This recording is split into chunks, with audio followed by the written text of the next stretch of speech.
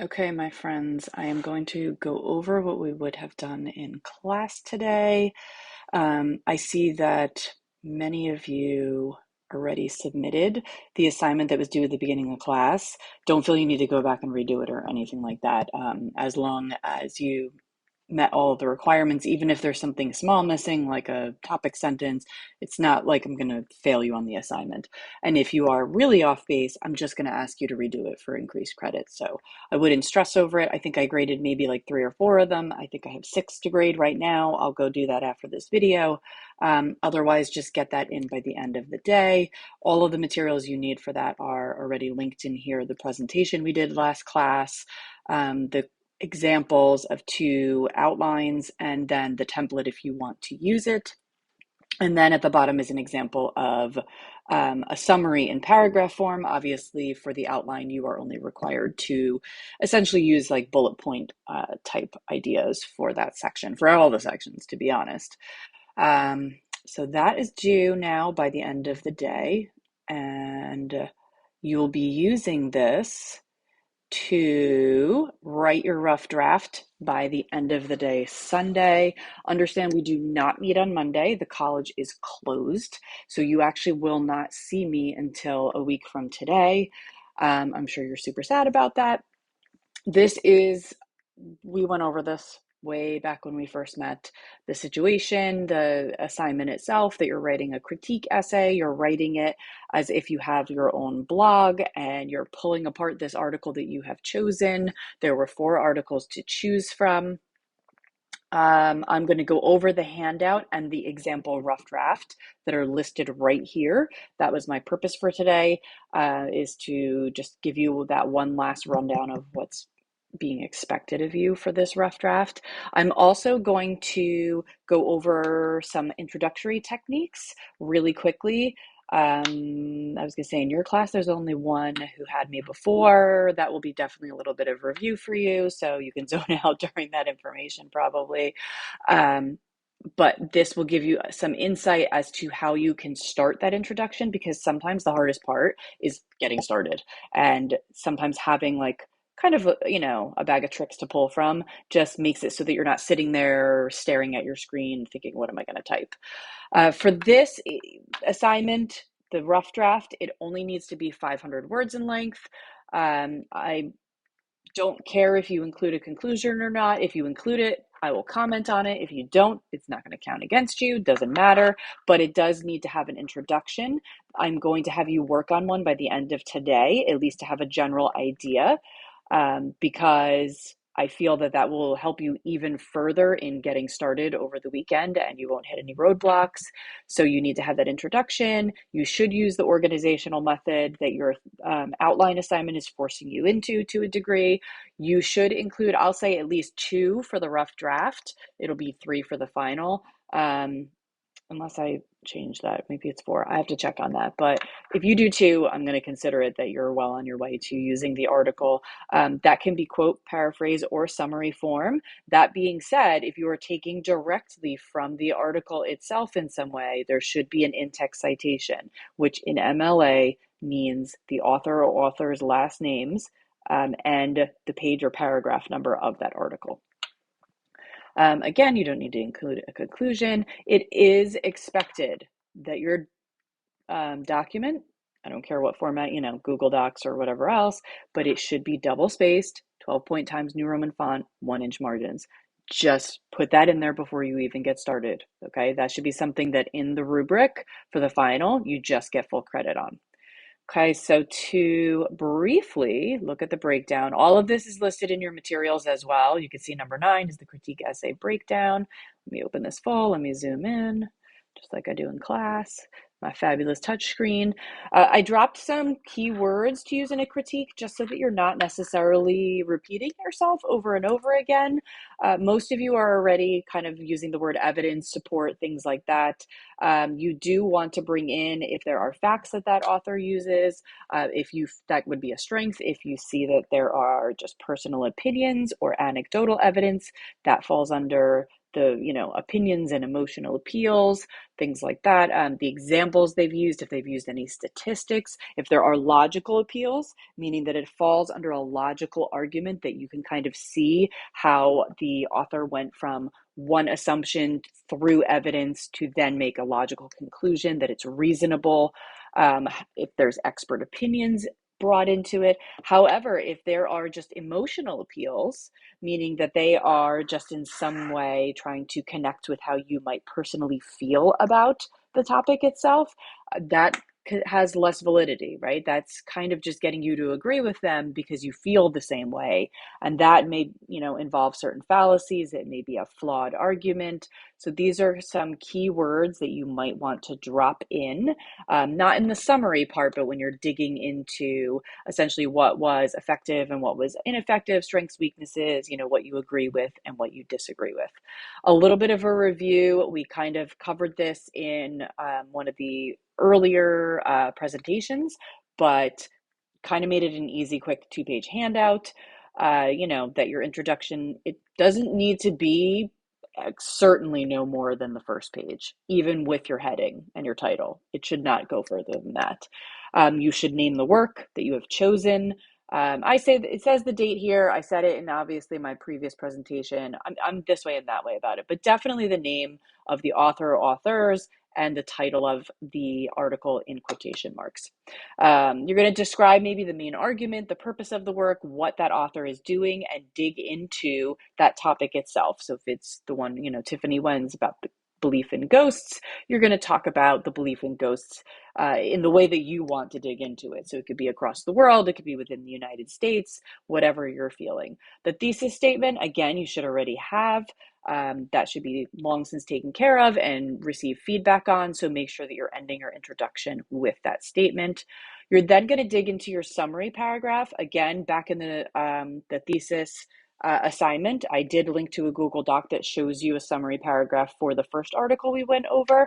This should not be the focus of the critique. It is literally just your way of going through the article. This is where it's important if you annotated it well and just highlighting the most key parts that the author went over. This is just to give your reader context, because you should be able to give this to your mom, your cousin, your friend, whoever who did not read Tiffany Wen's article, and that they then understand what she said in that article. Probably 5-6 sentences. Really doesn't need to be more than that. Then you're getting into your critical evaluation. You're getting into first the strengths and weaknesses, or the effective and ineffective moments within that article, what you thought was convincing or not convincing, and then you're going to be discussing it personally, what you agreed with, what you disagreed with. When you're evaluating its success, you should think about does the author have the proper credentials for discussing this? Do they not have the proper credentials, or do those credentials maybe make them particularly biased? What about the vocabulary, the tone? Was it appropriate? Was it perhaps too high level? Was it perhaps too low level? And it sounded like it wasn't serious, that it wasn't academically appropriate. What types of support did they use to back up their major ideas? Did they quote things from academic sources, or was it purely anecdotal? Did they correctly identify outside research? How did the author handle biases or opposing opinions? And that doesn't just mean their own, but also outside ones, right? Can you tell that this author is biased on the topic? Or can you tell how they feel about opposing opinions? Do they reject it in a thoughtful and academic way, or are they kind of blowing the other side off and maybe sounding a little bit condescending? Is the argument that the author makes logical? Does it correlate with what you already know about the topic? How does it make you feel? That's especially in that last body paragraph. Obviously, yes, your evaluation should be written in formal academic style. It should be logically presented. This may take, though, until you get to your final draft to reach that. I would rather that this sounds like not as academic, but have all the ideas out so I could see where you're going with it, and then you can clean that up. It says this course is midterm, but that's because I clearly did not correct this this handout from previously, because previously a critique essay was actually the midterm you had to do in class.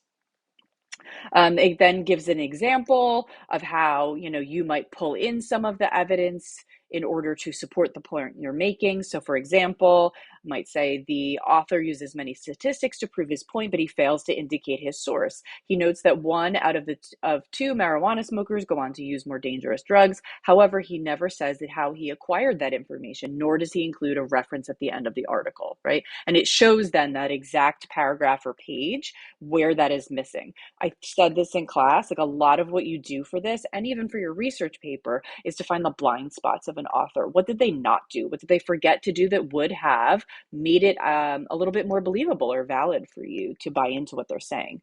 Should the reader trust that the statistics are accurate, or could they be the author's invention because he's opposed to all the legalization of drugs? If no sources are acknowledged for statistics, I should say the author cast doubt on his entire argument. It's as simple as that to poke a hole in an author's argument. So consider that perspective, particularly if you have chosen an article that you're taking issue with, that you are really seeing a lot of weaknesses in.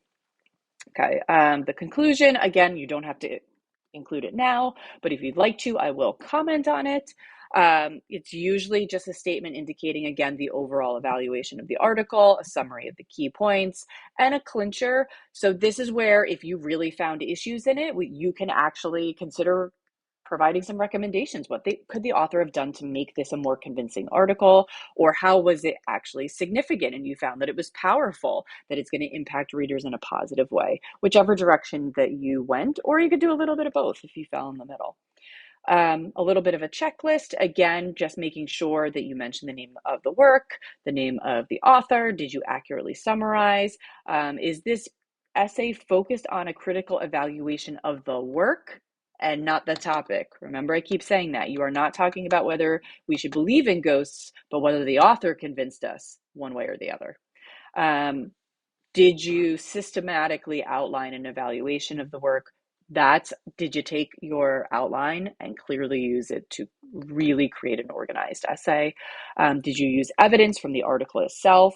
You can absolutely feel free to use other sources. You do not need to for the purpose of this paper, but you can certainly feel free to, including your own personal anecdotes. And did you form an overall evaluation of the work based on a critical reading of it? Which is why we spent so much time going over these articles in class. Okay. I'm going to let you read this on your own time. This is actually using, I find that the introduction is far too short for this, but for a rough draft, this length would absolutely give me, oh my goodness, stop doing that. This would give me, it's not going to stay open, enough material for you to, oh my goodness, now it's not listening to me at all. This would give me enough information for me to push you in the right direction. So this is using the second outline example where it talks about a psychological experiment, and the student read an article about that experiment and then gave a critique of that article. Okay, so it's an article Milgram wrote himself.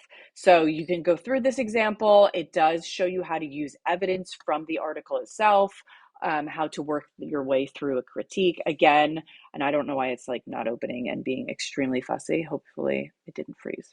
I don't know. It doesn't want to do it. Let me see if I can reopen it. Let me see. Where's the example? Here we go. Okay.